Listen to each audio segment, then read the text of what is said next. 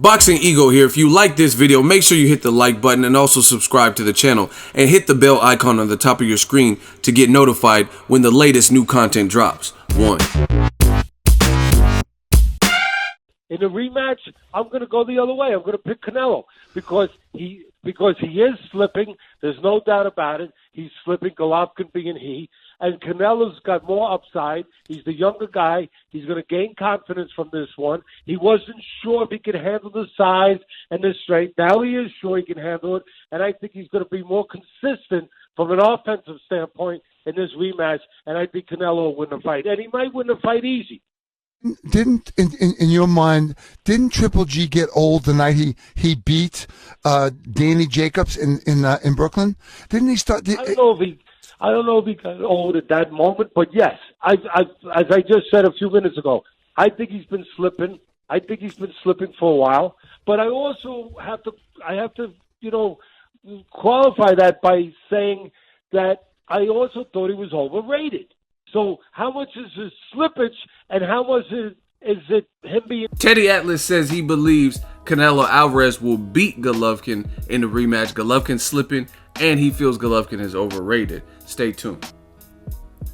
What up, Fight World? It's your boy Ego, and I'm back with some more boxing. Make sure you smash the like button. Also, subscribe to the channel for the latest and greatest in boxing. If you want to become part of the gang notification gang, please hit the bell icon. Shout out to the super chats, channel donations, the Venmo donations, and the Patreon family. We working. Now, I haven't heard anyone talk about it, so leave it to your boy Ego to talk about it. Teddy Atlas did a recent interview, and he's picking Canelo. And you guys heard the clip at the beginning. He says he's picking Canelo. He's the younger, fresher fighter. He probably had some doubts about if he could handle the size and the strength and power of Golovkin, but now he's went 12. That gives him an advantage basically because he knows he can go 12 because he went 12 with the bigger, taller guy who's supposed to be the knockout artist, right?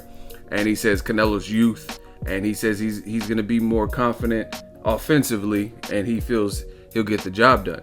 Now, he also said some very interesting things. He says, I think Golovkin has been slipping, and he's been slipping for a while.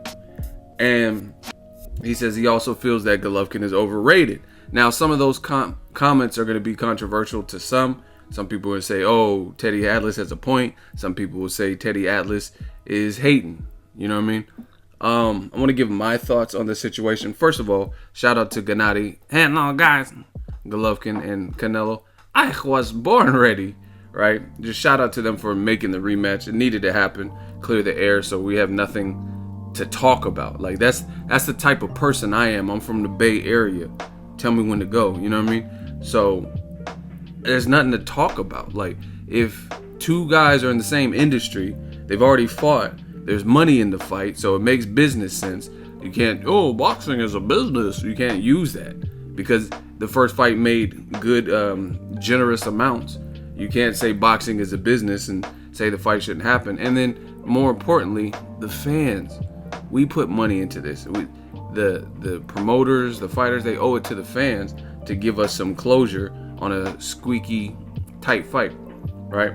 So, shout out to them for making this a reality. I'm glad that the rematch is happening, even though there's other great middleweight fights that I definitely wouldn't mind seeing, like Triple G versus Jamal Charlo, Canelo versus Danny Jacobs, Billy Joe Saunders, etc. But all in due time, this is the order of business that needs to be taken care of. Now, back to Teddy Atlas. That's his opinion, and I understand where he's coming from, to be honest. And see, some people are gonna, oh, you're hating on Triple G. You've always hated Triple G, man. You know what I mean? People are gonna say ludicrous shit.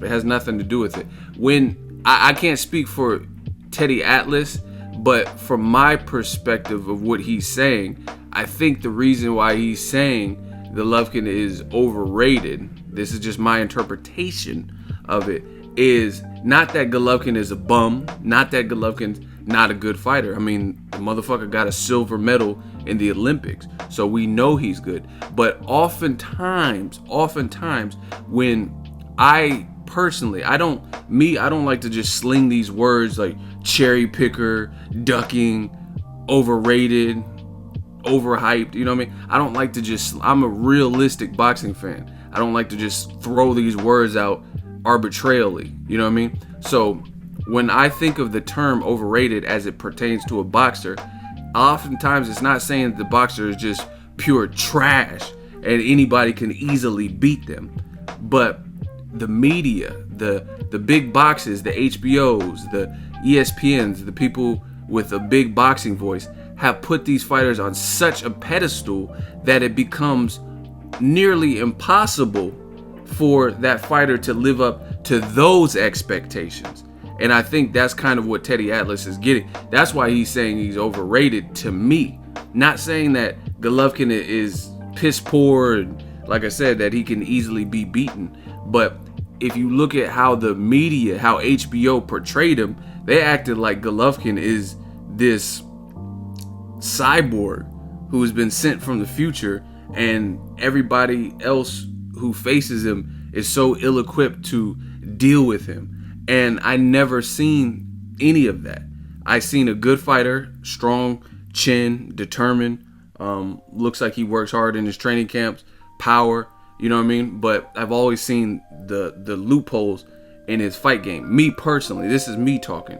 Like, for example, if he would have fought Andre Ward way back when, yes, that would cause him to move up in weight, but that's what historic champions have done. I think Ward would have blasted him out, right? I think the Kovalev fight, and maybe even Sullivan Barrera, might have been a tougher fight for Andre Ward, especially since Sullivan Barrera was his first fight at the full light heavyweight. And it's just because those guys are big punchers, they can box a bit, and they're just naturally bigger than Andre Ward, you know what I mean? But that's why certain fights like that didn't happen. So I don't know, you guys let me know what you guys think of Triple G. I don't think this is my interpretation. Again, I don't think he's saying that Triple G is just pure sorry, but there's a lot of fighters who get put up in the spotlight. I mean, even look at Lucas Matisse. Look at Lucas Matisse. He's another fighter where he, in his prime, people acted like there's no possible way anyone could beat him. And I never seen the level of technique and skill of a Floyd Mayweather, who doesn't get the same level of props from those same people in the media. You know what I'm saying? People aren't like raving. If anything, they're taking down Floyd. Oh, this fight was boring. This shit sucked. Floyd, he's cherry picked most of his career. You know what I mean? But when Lucas Matisse or whoever is the man on top at that time, he's fighting Humberto Soto and Alucigin Jose, even though it's a mandatory, it's just like we're giving him all this credit like he can't be beat. You know what I mean? And I think they did that with Triple G, Lomachenko, and a couple other fighters, Kovalev. And you see what happens sometimes. You put Kovalev, a very good fighter, put him in there, Andre Ward, and then he loses to a guy who is not known for being a nefarious puncher or a bigger puncher than he. He's not known for being the kingpin of that weight division, light heavyweight, and he still lost. You know what I'm saying? So a lot of times when it comes to this overhyped shit, it's who you're in there with. And I'm sick of people keep saying that Triple G is slipping and he's old now. Oh, he's just so old. I don't believe that. I just think the echelon of competition has improved and increased. Therefore, his last couple of fights have been tougher, right? And I think Kell Brook fight would have been even tougher if Kell Brook was naturally of the weight, of the note. You know what I mean? If he was naturally a 160 pounder, that fight would have been even tougher because it was already somewhat tough in a couple of spots, like round 2, after Kell Brook got hurt. You know what I mean? So imagine if Kell Brook actually moved up the right way and acclimated and build up for a Golovkin fight. You know what I'm saying? Then who knows? But yeah, I don't think Triple G's slipping. I don't think he's a different fight. He fights the exact how he looked in the Jacobs fight, how he looked in the Canelo fight is the way he always looks to me, minus he didn't look as impressive based on the level of competition. But I'm talking about his actual MO, his game plan, having a good jab, having a chin, having power, stalking forward. Like the MO was the same. He didn't really derive from what he does. I didn't see him in those fights.